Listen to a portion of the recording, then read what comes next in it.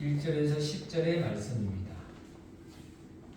누가복음 19장 1절에서 10절의 말씀을 제가 봉독해 드리겠습니다. 예수께서 여리고로 들어가 지나가시다가 삭개오라 이름하는 자가 있으니 세리장이요 또한 부자라. 그가 예수께서 어떠한 사람인가 하여 보고자 하되 키가 작고 사람이 많아 할 수 없어 앞으로 달려가서 보기 위하여 돌 무화과 나무에 올라가니 는 예수께서 그리로 지나가시게 되미로라. 예수께서 그곳에 이르사 쳐다보시고 이르시되 삭개오야 속히 내려오라. 내가 오늘 내 집에 유하여 하겠다 하시니 급히 내려와 즐거워하며 영접하거늘 그 사람이 보고 수군거려 이르되 저가 죄인의 집에 유하러 들어갔도다 하더라. 삭개오가 서서 주께 여짜오되 주여 보시옵소서. 내 소유의 절반을 가난한 자들에게 주겠사오며 만일 누구의 것을 속여 빼앗은 일이 있으면 내 갑절이나 갚겠나이다. 예수께서 이르시되 오늘 구원이 이 집에 이르렀으니 이 사람도 아브라함의 자손이미로다. 인자가 온 것은 잃어버린 자를 찾아 구원하려 함이니라. 아멘. 서울의 한 병원 정신건강의학과 연구팀이 국내 거주 15세 이상 75세 1,700명을 대상으로 진행한 연구 결과가 있습니다. 이 결과에 따르면 여성은 외로움에, 남성은 사회적 고립감에 상대적으로 더 취약하다라고 하는 연구 결과를 내놓았습니다. 응답자의 18%가 외로움을 느낀다고 대답했고, 또 남성의 사회적 고립감, 소외감을 느낀다고 대답한 응답자가 44% 높게 나왔다고 합니다. 많은 현대인들이 외로움과 고립감을 느끼며 살아갑니다. 또 최근 우리나라 사회에 하나의 문제는 청년들이 밖으로 나가지 않고 집에만 있는 은둔형 청년들이 전국에 51만 명이나 있다라고 보고합니다. 취업에 실패했거나 인간관계 스트레스를 받고 자립할 나이가 되었어도 부모의 도움을 받는다는 자괴감으로 세상에 나가기를 두려워하고 겁낸다는 것입니다. 그러면서 온라인으로 사람을 만나려고 하고 관계를 맺으려고 하지만 온라인은 일방적으로서 관계가 깨어지므로 그로 인해 외톨이나 은둔형으로 나아갈 수가 있다는 것입니다. 외로움과 고립의 문제가 여러 가지 사회적이며 개인적인 문제를 만들어내고 있습니다. 사람은 외로움을 가지고 살아갑니다. 요즘은 어른도 외롭다고 하고 아이들도 외롭다고 하고 청소년들도 외로워합니다. 정호성 시인의 수소나에게라고 하는 시에 보면 사람의 외로움을 이렇게 적었습니다. 울지 마라. 외로우니까 사람이다. 살아간다는 것은 외로움을 견디는 일이다. 공연히 오지 않는 전화를 기다리지 마라. 눈이 오면 눈길을 걸어가고 비가 오면 빗길을 걸어가라. 새들이 나뭇가지에 앉아있는 것도 외로움 때문이고 네가 물가에 앉아있는 것도 외로움 때문이다. 산 그림자도 외로워서 하루에 한 번 마을로 내려온다. 종소리도 외로워서 울려 퍼진다. 시인은 외로우니까 사람이다라고 말해주고 있습니다. 사람만 외로운 것이 아니라 산 그림자도 외로워서 하루에 한 번씩 마을로 내려온다라고 외로운 사람들을 위로해주고 있습니다. 그럼 여러분, 외로움이란 무엇일까요?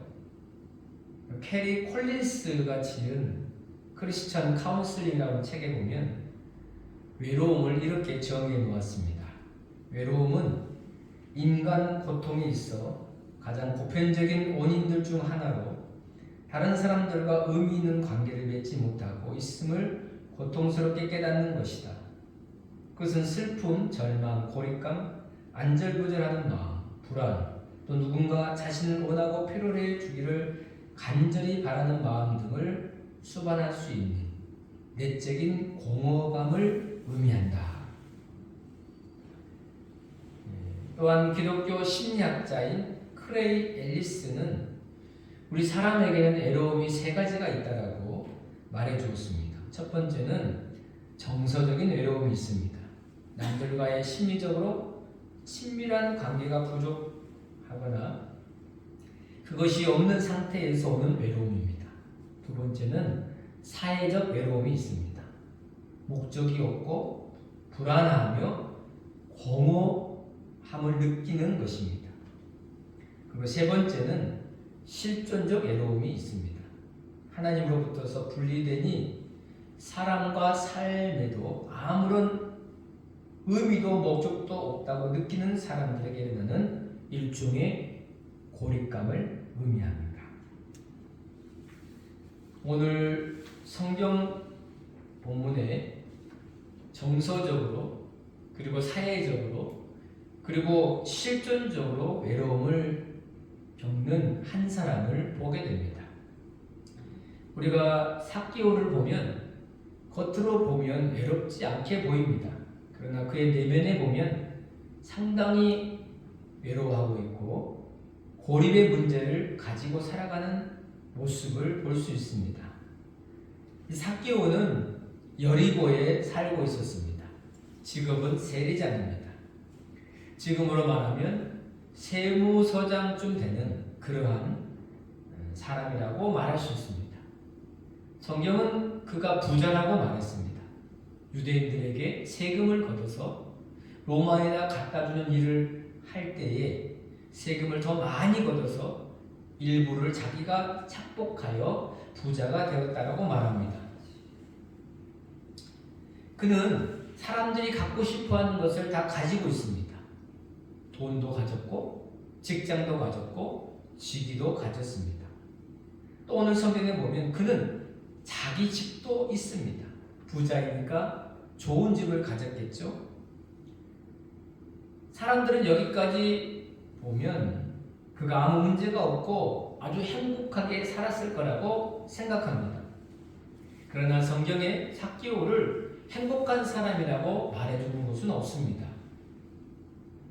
사람들은 돈이 있으면 또 가진 것이 많으면 행복할 것이라고 생각한다는 겁니다. 어떤 청년이 길을 가는데 요술램프 하나를 보게 됐습니다. 청년이 요술램프를 문지르니까 거기서 요정이 딱 나타나서 네가 나를 불렀으니까 내가 너에게 한 가지 소원을 들어주겠다라고 말합니다. 다 들어준다는 겁니다. 한 가지 소원을 어떤 소원인지 말해보라는 겁니다. 그런데 이 청년이 세 가지를 가지고 싶은 거예요. 돈도 있어야 되겠고 결혼할 처녀도 있어야 되겠고 결혼도 하고 싶은 겁니다. 그래서 돈, 처녀, 결혼이라고 말했습니다. 그랬더니 돈, 처녀와 결혼하게 되었다고 합니다. 삭개오는 키가 작았습니다. 아마 당시 유대인들의 평균 키보다도 작은 키를 가지고 살았습니다. 그래서 그런 신체적인 조건이 키가 작았기 때문에 아마 살아가는데 많은 불편함을 겪었을 것입니다. 예를 든다면 키가 크면 할 수 있는 일을 못하게 되니까 불편했겠죠. 그런데 그가 키가 작다고 해서 외로워하는 것은 아니었습니다. 사람이 다 키가 작다고 외롭지는 않잖아요. 삭개오의 키 작음의 이 문제는 사실은 자신의 단점이 되었지만 그 단점이 오히려 자신의 인생을 바꾸는 기회를 주었다는 것도 알게 됩니다. 예수님께서 여기에 오셨을 때에 사람들이 예수님 주변에 많이 모였습니다. 삭개오도 예수님이 보고 싶고 예수님 만나고 싶었어요. 그런데 사람들이 너무 많아서 삭개오는 도저히 예수님을 볼 수가 없었습니다. 자, 여기까지가 우리가 잘 아는 삭개오의 이야기들입니다. 많이 들어보셨을 것입니다. 그런데 오늘은 조금 삭개오에 대해서 우리가 잘 모르는 부분들도 여러분에게 소개하고자 합니다. 삭개오가 누구였을까요? 우리는 주님께서 오늘 삭개오를 통해서, 우리가 잘 모르는 삭개오를 통해서 우리에게 말씀하는 것이 무엇인지를 경청하고자 합니다. 먼저는 삭개오는 순진한 사람이었다는 것입니다. 우리는 삭개오가 세리장으로 세금을 걷는 일을 하기에 아주 독한 사람이라고 생각할 수 있습니다. 세금 안 내면 앵그리버드가 되어서 아니면 무력을 써서라도 그런 것들을 걷어내는 악독한 사람이라고 상상할 수 있습니다. 또 그가 부자였기 때문에 아주 마음이 강팍했을 것이다라고도 생각할 수 있습니다. 물론 이런 겉으로 드러나는 삭개오의 모습도 상상해 볼 수 있지만 우리가 삭개오의 내면을 비추어 볼 때 우리가 발견하는 새로운 삭개오의 모습은 그가 매우 순진하고 순수한 사람이라는 것입니다.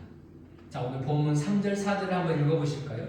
그가 예수께서 어떠한 사람인가 하여 보고자 하되 키가 작고 사람이 많아 할 수 없어 앞으로 달려가서 보기 위하여 무화과 나무에 올라가니 이는 예수께서 그리로 지나가시게 되미로라.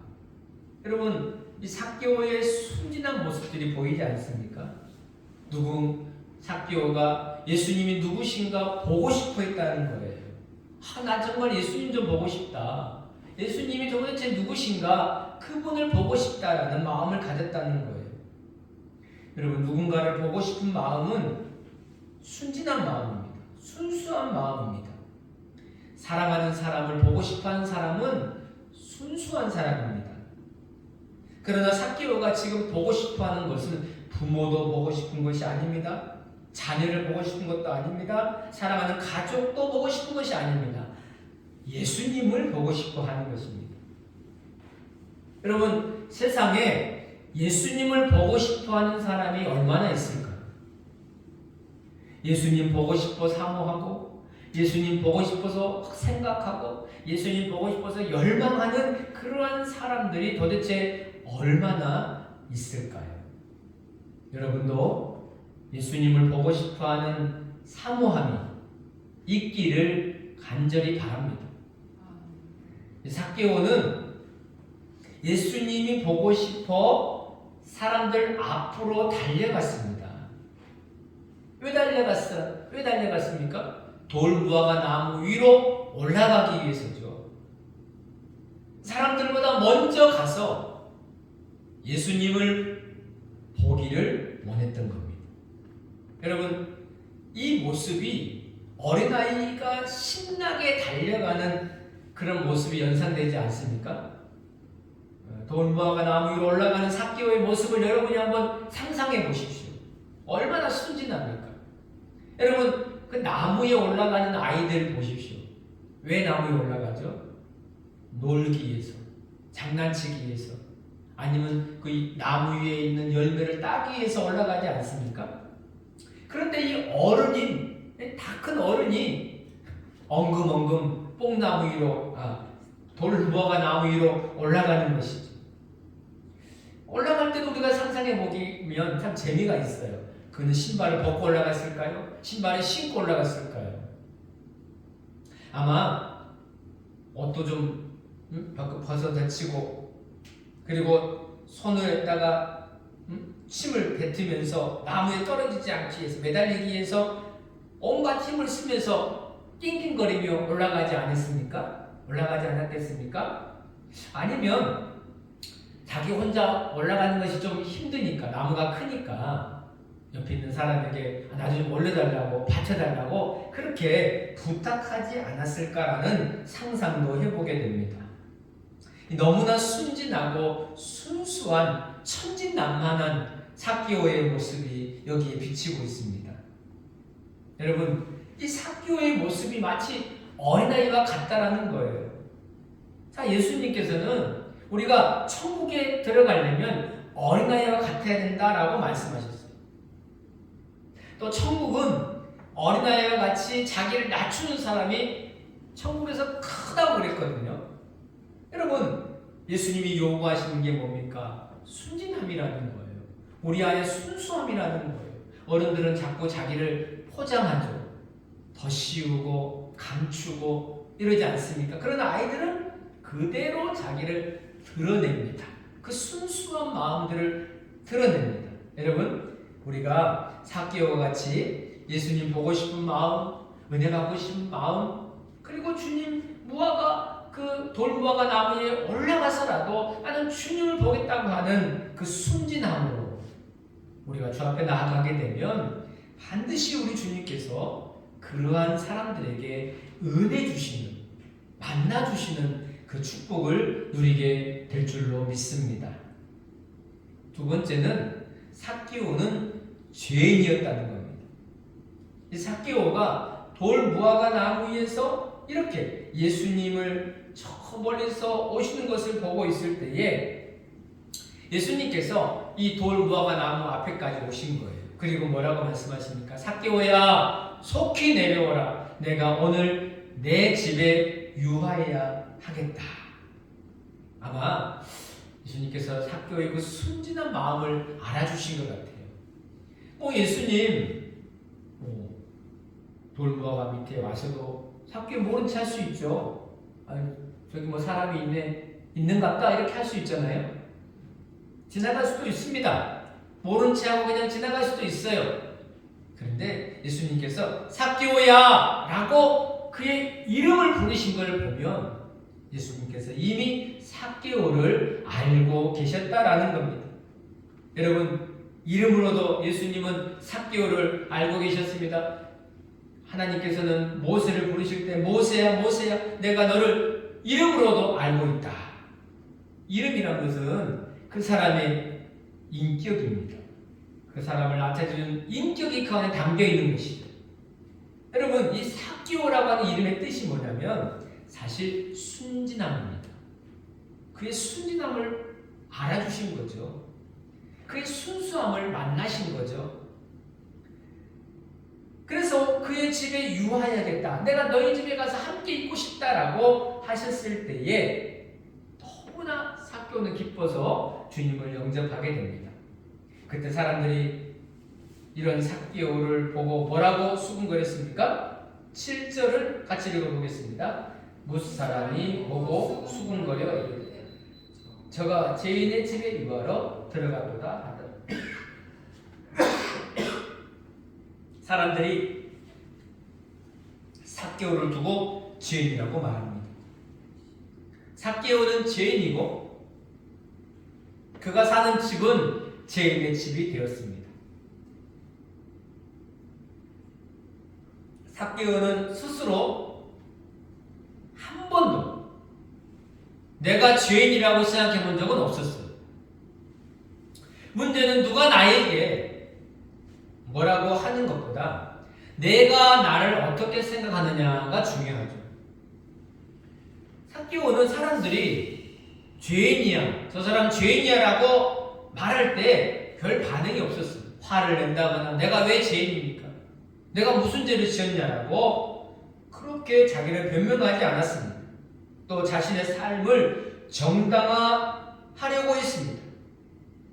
로마에서 세금을 거두어서 내주는 것, 그런 이득을 취하는 것, 그것을 죄로 생각하지 아니했다라는 말입니다.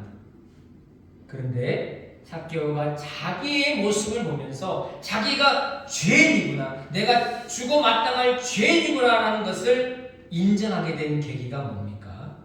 바로 오늘 예수님을 만난 후입니다. 그게 8절입니다. 같이 읽어보실까요? 삭개오가 서서 주께 여짜오되 주여 보시옵소서, 내 소유의 절반을 가난한 자들에게 주겠사오며 만일 누구의 것을 속여 빼앗은 일이 있으면 내 갑절이나 갚겠나이다. 여러분, 삭개오가 예수님 맞아들이고 영접합니다. 그런데 예수님께서 그의 집에 오셔서 같이 시간을 보낼 때에 삭개오의 마음속에 갑자기 변화가 생겼어요. 그게 뭐예요? 내가 내 소유의 절반을 주겠다. 여러분, 아무리 돈이 많아도 자기 소유의 절반을 주기는 쉽지 않습니다. 우리는 많이 가지면 많이 줄 수 있다고 생각하잖아요. 사실 그런 건 굉장히 어렵습니다. 또 누구의 것을 속여 빼앗은 것은 4배로 갚겠다라고 말하잖아요. 이거 예수님이 하라고 한 것도 아니에요. 너 부자니까 좀 나눠줘라. 너 남의 것 속인 거 있지? 그거 갚아줘라. 이렇게 말씀하지 않으셨지만 예수님이 그 마음에 들어오시고 모시니 이런 변화가 그 마음속에 일어나게 된 겁니다. 여러분, 예수님을 영접한다는 것은 예수님을 받아들이는 것이며 예수님을 믿는 것입니다. 그래서 사도 요한은 우리가 예수님을 영접하게 되면 하나님의 자녀됨의 권세를 주신다라고 약속하셨어요. 누구든지 예수 믿으면 하나님의 자녀가 됩니다. 누구든지 예수 믿으면 하나님의 자녀됨의 변화가 일어납니다. 그 중에 하나가 뭐냐면 자기의 죄가 보인다라는 거예요. 내 죄가 보여요. 마치 어두운 방에 불을 켜면 그 어두움이 일시 물려가면서 그 방이 환해지는 것처럼 빛 대신 예수님이 우리 마음에 들어오시면 내 추한 죄의 모습들이 드러나게 됩니다. 나는 의인이야. 나는 괜찮은 사람이야. 내가 무슨 죄를 지었어? 라고 하는 사람이 예수님이 그 안에 들어오시면 그분의 주인이 되어주시면 내가 죄인이야. 내가 정말 죽어 마땅할 사람이야 라고 자기를 죄인으로 인정하게 된다는 거예요. 여러분, 우리는 내가 죄인임을 알아야 합니다. 유명한 신학자인 칼 마르트는 사람들에게 끊임없는 질문을 받았다고 합니다. 당신의 위대한 업적, 신학적인 업적이 무엇입니까? 라고 질문받았어요. 그러자 칼 마르트는 이렇게 말했습니다. 대단한 신학적인 논증이나 신학의 이론을 말하는 것이 아니라 나는 내가 죄인인 것을 압니다. 예수님은 나 같은 죄인을 살리기 위해서 십자가에 죽으셨습니다. 죄인인 나를 사랑하심을 나는 압니다라고 말했다는 거예요. 우리는 다 죄인입니다. 용서받은 죄인입니다. 내가 죄인임을 알아야 하는 것입니다. 세 번째는 이 삭개오는 예수님에게 잃어버린 자였다는 겁니다. 예수님은 잃어버린 삭개오를 찾으셨습니다. 오늘 10절 같이 읽어보실까요? 인자가 온 것은 잃어버린 자를 찾아 구원하려 함이니라. 예수님이 삭개오의 집에 오신 것, 예수님이 삭개오를 만나주신 것, 그것은 예수님 편에서 보면 잃어버린 자를 찾는 것입니다. 예수님이 오셨습니까? 잃어버린 자를 찾으러 오셨습니다. 누가복음에 보면 예수님께서 잃어버린 자를 찾아 구원하러 오셨다는 말씀이 비유로 많이 나옵니다. 그 중에 하나가 어떤 사람에게 양 100마리가 있었어요. 근데 그 중에 한 마리를 잃어버렸습니다. 99마리를 들여두고 그 한 마리를 찾아서 온 들판을 헤맵니다. 자, 찾아서 어깨에 메고 와서 즐거워하며 잔치합니다. 자, 이것이 바로 예수님의 마음이라는 거예요. 한 사람을 찾은 것, 한 영혼을 구원한 것, 그것이 바로 하나님이 이 땅에 오시고 예수님이 이 땅에 오신 유일한 사랑이요 목적이라는 것입니다. 어떤 여자가 한 드라크마를 집에서 잃어버렸습니다. 이 드라크마는 너무나 소중한 보석입니다. 그 보석을 잃어버렸는데 방을 다 불을 켜고 방을 쓸면서 힘들게 그 잃어버린 한 드라크마를 찾았습니다. 얼마나 기뻐하는지, 잃어버린 하나를 찾는 그 기쁨, 이것이 바로 주님의 기쁨이며 우리의 기쁨이 되어야 하는 것이죠. 지금도 얼마나 많은 사람들이 주님을 잃어버리며 살고 있습니까? 여러분, 예수님은 지금도 잃어버린 자를 찾아 구원하시기 위해서 이 땅에 오셨습니다. 사랑하는 여러분, 돌무화과 나무 위에서 예수님이 잃어버린 사람을 찾아내십니다. 자, 오늘도 돌무화과 나무 위에는 잃어버린 사람이 있다는 거예요. 예수님은 그 사람을 만나주십니다. 외로운 사람, 구원받아야 할 사람, 예수님이 필요한 사람들이 지금 이 시간에도 돌무화과 나무 위에 저렇게 앉아 있습니다. 모두가 주님이 필요한 것입니다. 여러분은 지금 무엇이 가장 필요하십니까? 세상의 것을 다 가졌다 할지라도 내 마음이 여전히 공허하고 허기지고 외롭고 방황하는 것은 내가 가장 필요로 하는 것이 채워지지 아니했기 때문인 것입니다. 여러분, 사람의 마음속에는 하나님만 채워줄 수 있는 공간, 하나님만 채워주셔야만 하는 공간이 있다는 거예요. 그 공간이 채워지지 않을 때 인간은 끊임없이 목말라하고 방황하며 외로워하고 괴로워하는 그런 삶을 살아갈 수밖에 없다는 것입니다. 예수님께서 바로 우리의 그 채워지지 않은 공간을 채워주시기 위해서 이 땅에 오신 것입니다. 여러분, 돌무화과 나무 위에서 예수님을 만나십시오. 또 돌무화과 나무 위에 있는 사람들을 찾으십시오. 예수님께서 바로 여러분을 부르십니다. 속히 내려오라. 내가 오늘 내 집에 유하여야 하겠다. 올라감과 내려옴의 그 믿음이 우리에게 필요합니다. 주님 만나기 위해서 올라가고 주님 보기 위해서 올라가, 그리고 주님을 만나기 위해서 내려오고 주님과 함께 거하는 삶을 살아가는 것입니다.